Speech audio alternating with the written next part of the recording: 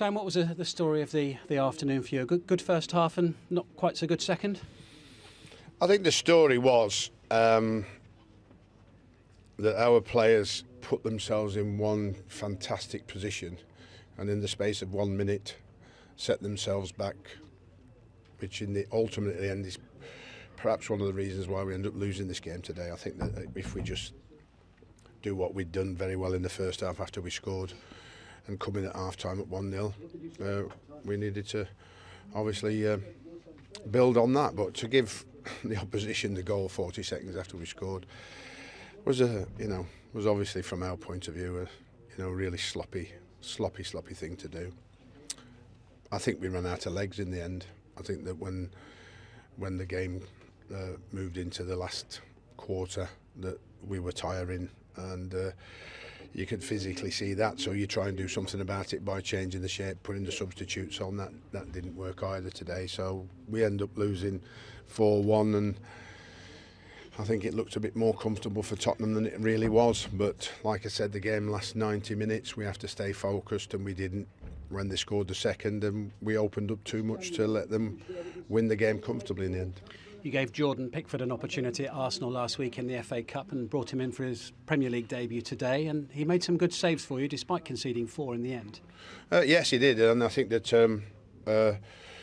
he's got a bright future ahead of him. I think there's no doubt about that. I think playing a goalkeeper at such a young age in the Premier League is not an easy decision to make, but I think he showed enough in his performance at Arsenal in the Cup to say that he can handle this level, and I thought he handled that well today again. So it's a bright future for him, but he might not play too many more games this season because I think Vito's done a fantastic job. But today was a good performance. But the rest of the team, ultimately in the end, up to 65 minutes, were doing the job right, but in the last 20, failed miserably. Your other Premier League debutant today off the bench, Jan Kirchhoff, who came in, probably will want to put it behind him, wouldn't he? Yeah. It was an unfortunate deflection for Tottenham's third goal and then conceding the penalty. Well, it's not the deflection he's got to worry about. There's not a lot you can do about that, but certainly the penalty.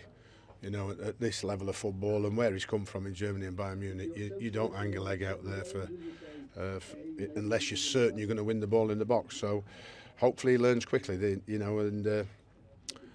young players like Jordan Pickford, come into the side, and players from abroad in January. It is a bit risky, but we feel we have to take that risk, and hopefully later down the line he learns from what happened today and he gets better and better. It's been a busy couple of weeks, a lot of travelling for the team, but 6 points out of the last 9, you must still be up on where you thought you might be at this point from the last 3 games. I am. I'm just disappointed that we've lost 4-1 today. I could have accepted losing, if it was 2-1, that. But to let the opposition just win as comfortable as we did is my concern. I think that as a team we've got to remember that even when we go behind, it's not about changing the way you play in terms of chasing a game of football, because all that does is let the opposition score more goals. So we've got to stay in the game better. We've got to be more resilient and play our way back into the game and try and get a result, rather than keep throwing what could be a result away and another defeat, instead of possibly trying to pick up the odd draw or 2 here and there.